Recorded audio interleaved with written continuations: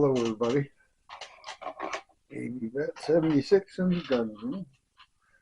Talk to you a little bit about my English Snider. It is the commercial Snider, and some things I found out about reloading my reloading die set. I have the Lee reloading die set, and this is the neck expander that comes with the Lee set, and it measures 579.5, 580, 500, let's just say 580 thousandths, which would be great for a paper patch bullet. However, I'm using the X-Ring 600 grain bullet. And if you use this neck expander and try to push the 600 thousandths diameter bullet in the case, it collapses and wrinkles the case and puts it in crooked. So I took this out and found a piece of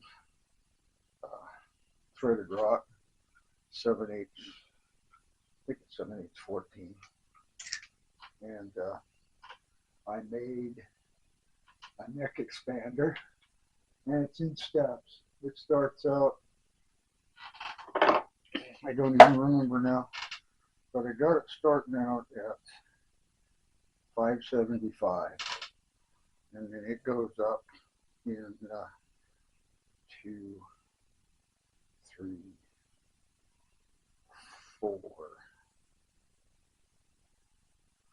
4 increments till I get to 598, and then I have a little bit that is 603, and that's just a little bit, and that's what I call my start for the case. So this goes in steps in my case, and I have a little lock ring on here. It's a standard die set lock ring, and so I use that. So this will start easily in my case as it comes out of the sizing die, and then I had it adjusted so that it had a little bit of a flare. It doesn't need much because it has 603 thousandths, little tiny bit of to start, and the bullet will seed in there, and then it presses in at 3 thousandths. It's got 3 thousandths press on it, and it works really well. So I wanted to share that with you. So I have to do my dies. I have to do them one at a time because, well, I don't know if everybody does. I'm assuming everybody does, because you got these dies are big, and I use my rock chucker die set to do them with, and then I have everything back in my die set. I've not really heard, I'm sure other people do that. I don't know if Lee makes a bigger neck expander, but you know, I'm a tool maker, so it was easy enough for me to do for my die set. So that's what I did, and it worked great, and I didn't have any more crushed cases. But when I first started to reload, I damaged several cases. I used them anyway, but they look like crap. You'll see in the video to follow, a couple of them didn't really want to go in, didn't want to chamber. I had to tap around the neck a little bit to get where the wrinkles were down, and then they went in just fine. But just a little spot on the very beginning of the case mouth where I had an issue. Anyway, I'll see you after range. Well, hello everybody. I have my 577 English Snider out today. I had to do quite a bit of work on this one to get it out to the range.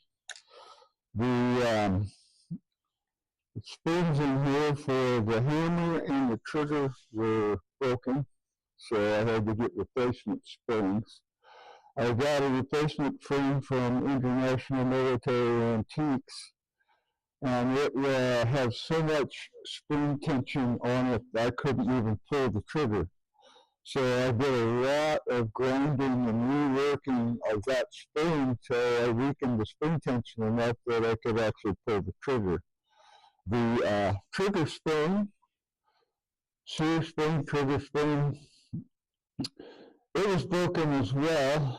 I did originally try the spring that I have in my Nepalese Snider, and I had to slightly modify that, and it worked just fine. However, I also ordered a replacement spring, and it's a modern reproduction, and I put that one in here.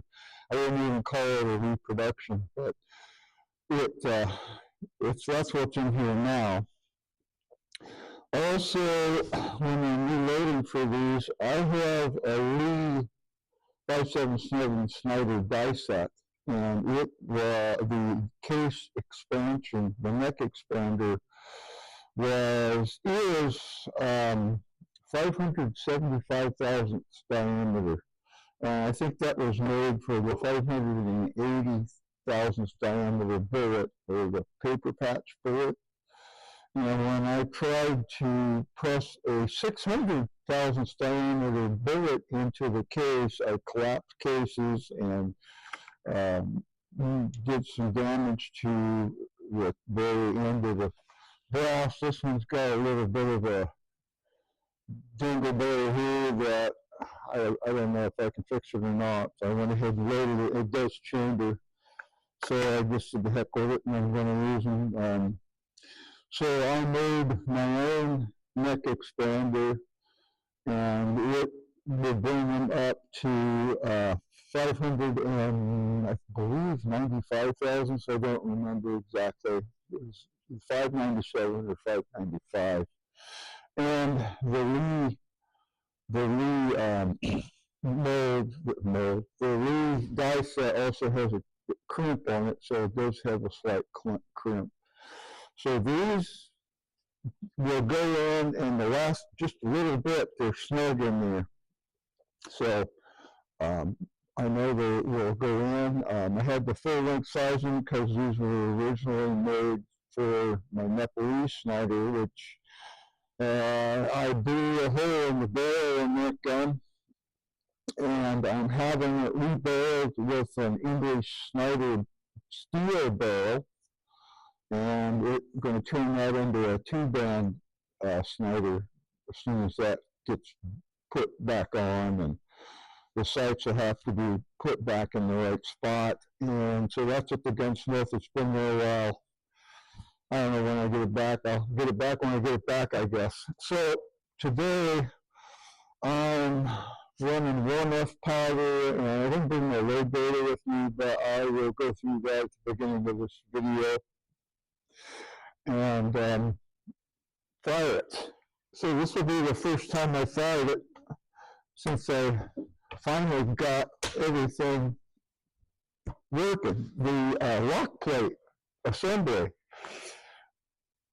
would not drop down in here like it was supposed to, and there are two screws on here that hold the main assembly with the hammer assembly together inside here that are actually pressing into the rib. There is no clearance for that. So also the hammer spring was not in here correctly either. It wouldn't fit in there right. So I had to inlet this a little bit so that this lock plate would actually drop in here without any interference. That may or may not have been because of shrinkage of the wood over time. I don't know. This is a commercial Snider. This is not a military Snider, and it has the early style breech on it. It doesn't have the little button here to lock that pushes a little lock in here. It just clips in place. There's a little spring detent down in there. And so I had to clean this up a little bit, so I took the patina off of this area and right here. I don't care. I wanted to take it apart and clean it completely. This is loose, but it'll tighten right back up. All right.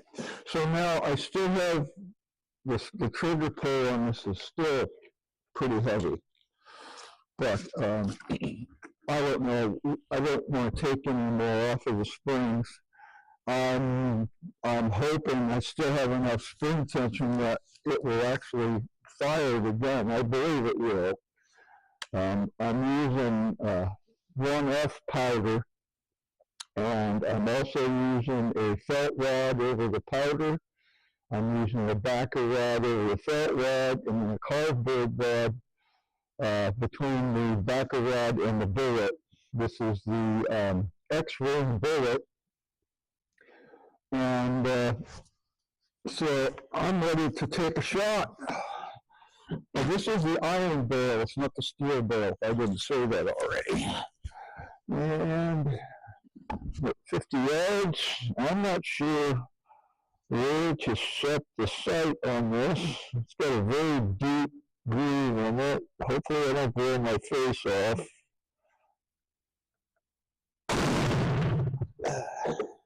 Very, very heavy trigger pull. I don't know how to lighten that up anymore. But that black powder, that's some stinky stuff. So it's a light load. Cartridges of the world suggested 70 grains of powder, and I did some inquiries in my Snider Facebook group, and they said just I don't need that much powder. So I think I'm running 60 grains by volume of 1F black powder, and I also I'm using weight. So I measured out 60 grains by volume and dropped it in a scale and got a reading, and then I did it again, and the readings varied because the powder grains are so ununiform, they're not uniform, so it can change the volume.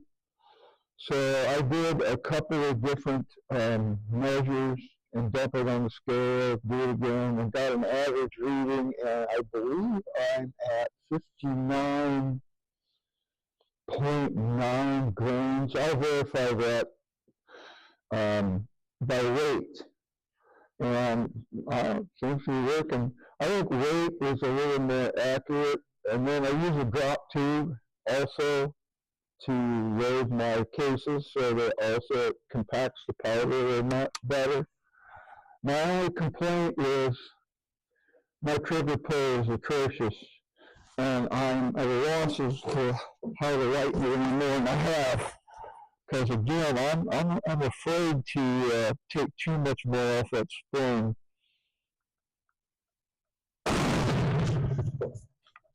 I don't know where they're going to hit. I'm just like I said, it's my first shots with this gun since it's finally repaired. But obviously, I didn't take too much off of this hammer spring. I've got pretty deep impression in the primer, so looks like we're good there. I'm using Graf & Sons 1F powder. I don't know who makes it for Graf, but it seems to be working pretty well. Well, I don't know what else to say about it. It seems to be working all right. I haven't blown this barrel out yet, but I think there's a real difference in quality between the Nepalese barrel and a English barrel. But all of the markings on this gun are commercial markings. There are no military markings on this lock plate, and there are no military markings on the barrel. There's no bayonet leg up there on top. It's strictly commercial barrel. My only issue is the cleaning rod really doesn't go in there and hold in place like I'd like it to. I don't know how they're supposed to. I think the barrel bands are supposed to hold it, and really doesn't hold it very well. I'm not even sure it's an original cleaning rod. It may be a reproduction. I don't know. Okay, so I'm kind of barreling this front sight down in the V-groove here, the rear sight, and holy smoke, that trigger so atrociously heavy. Whew. Well, that black powder's something else. I can kind of see some bullet holes down there. I am not seeing any kind of a group at all. But then again, it could have something to do with, there's a lot of different factors involved here. So, yeah, that bullet is, okay, I thought that was going to go in. It's not.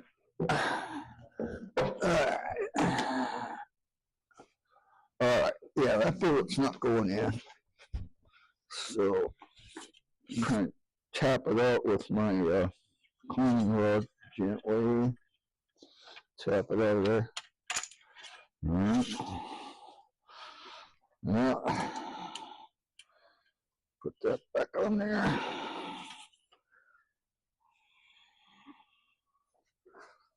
Yeah. I can probably fix that with just a little bit of a tap.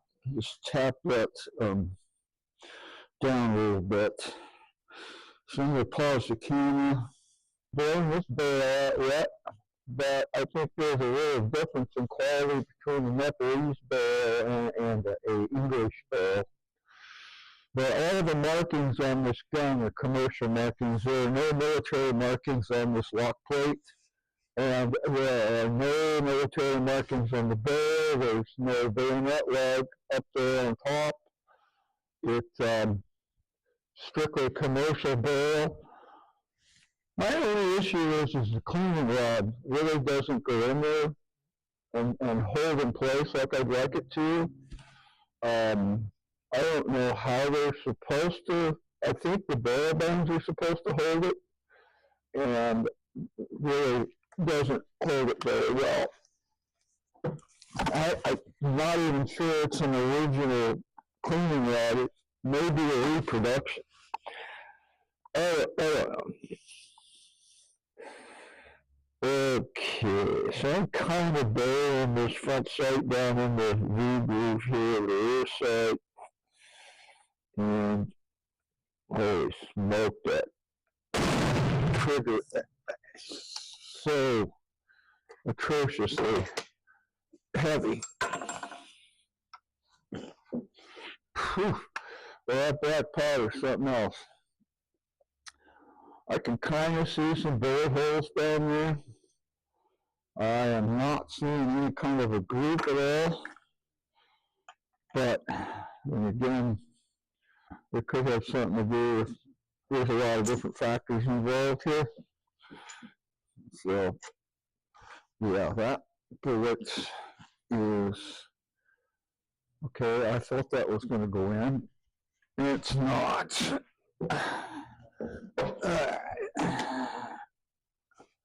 Alright, yeah, that bullet's not going in. So, I'm trying to tap it out with my cleaning rod gently.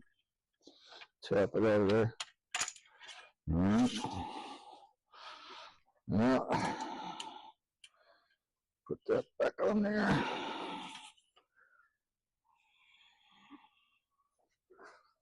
Yeah. I can probably fix that with just a little bit of a tap. Just tap that down a little bit. So I'm going to pause the camera. Yeah, I just had to tap that little dingleberry down a little bit, and it's in there ready to shoot. Okay. All right. Well, I gotta figure out how to lighten this trigger pull. It's ridiculous.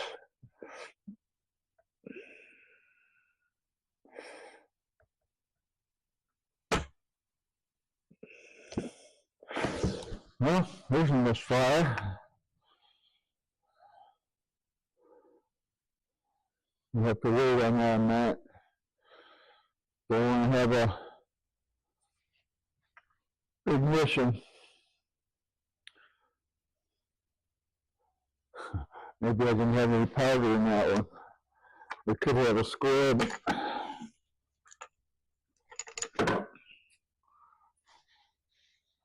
But just a light strike. Let's hit it again. See what happens.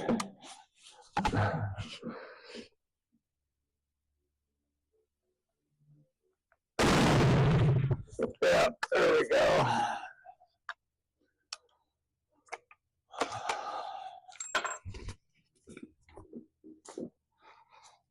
Had a little bit of a dingleberry in it. Oh well. All right, one more makes 5.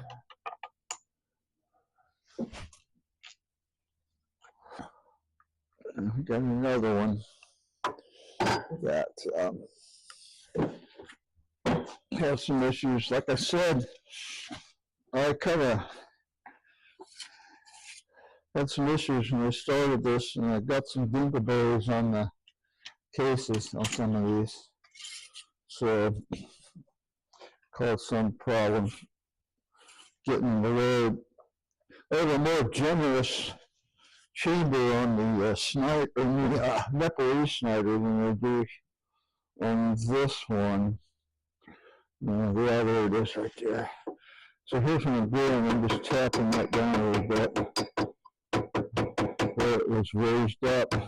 This was one that got messed up because the neck expander wasn't right, and it caused some dingleberries on the case. I'll just tap that brass down a little bit. It should chamber.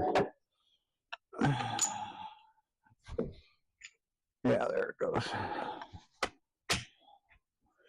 Okay.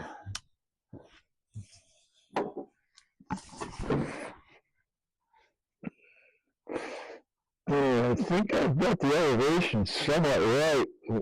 Just eyeballing how this view groove thing works.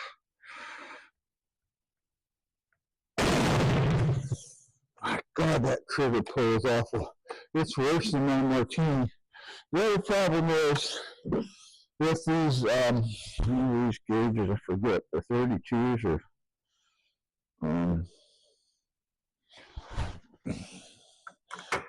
the rims on these cases must be a little bit different than the rims on the original cases, because this one, when I went to pull it out, the extractor got in front of the case. Now I have to hold the extractor back a little bit and try and get that case out.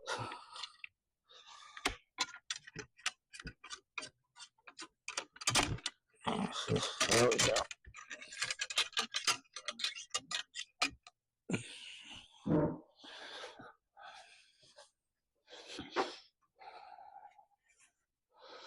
Okay, so it's shooting, right? Pretty cool. It's a pretty big bullet. Well, that's 5 rounds. Let's go down there and take a look, see what we got.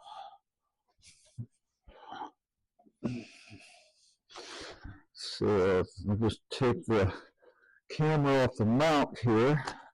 I'm really liking this camera. It's pretty easy to work with. So we're going to run down here and see what it looks like. Somebody's been shooting a shotgun out here, probably deer slugs. It is deer season here. Alright. There's some big old holes in there. Those big holes. There's my group. Yeah, my endpoint's right here. Those are kind of all over the place. That's a big hole, isn't it? Good Lord, that's a big hole. Yeah. Not one of them hit the target. Oh, golly. That trigger pull is awful. I gotta work on that too. I don't think I want to shoot anymore with this. I want to work on it some more. I don't want to just waste bullets. So I'm going to stop on the Snider, and I'll at the beginning of the video I'll show you some details on this gun and run through the dive set and stuff like that. Some of the things I did. But all right. See you in the next video. Okay, so I got back from the range, and I had some problems, and you'll notice that the lock is out of my Snider. I had the hammer, the trigger pull was atrocious, and when I got home, for those of you familiar with the lock, when I got home, let me find something to point to it with. That's not going to work. When I got home, the spring right here was broke. This was a reproduction spring that I bought. And I'm thinking, why is my trigger pull so atrocious? Well, these locks, they got a couple of positions. They got your fire position, and then they've got like a half cock position. Well, my fire position, this piece here, I guess you call it the sear, is in the groove that it lies in is a deep groove. So you really have to do a lot of pressure to get it to release. When it's out of the gun, it's not so bad. But when it's in the gun, the trigger pull is horrid, and I've been just racking my brain trying to figure out why that is. So I've got a couple of other locks. I've got a Nepalese lock over here, and I noticed it doesn't have that really deep groove in there for the lock. To lock in place for the sear, it's just more like a step than a groove. And I have a reproduction that I bought, which, by the way, is really a horrible reproduction. And it's the same way. It's just a step, and it's not really a V groove. So I've got this piece here. I do have an extra spring right here. And I'm going to put it in. It's your sear spring, I guess you'd call it, or the trigger spring. I'm going to, first off, I'm going to take this piece out. This piece right here. And I'm going to turn that into a step instead of that deep V groove, so that that's not trying to push out of a step, and see if that helps solve that trigger problem. The other thing was this spring also broke, and there's the original spring, and it's just slightly different And what I got is a replacement. I bought a replacement from IMA, and it was really heavy. I mean, it's real thick and heavy, and I couldn't pull the trigger at all. There was so much spring tension. So I did a lot of grinding, thinning this down to relieve some of that spring tension, and that helped a lot. But I still think I need to go some more because the groove on this, the inside, right here, inside the spring, it goes all the way back to here. Whereas on the replacement spring, I've opened it up as much as I can, but I think I can open it up some more on the inside to get closer to the end here. And maybe that'll help relieve some of the spring pressure. But I'm just guessing at this point. So I've broken, there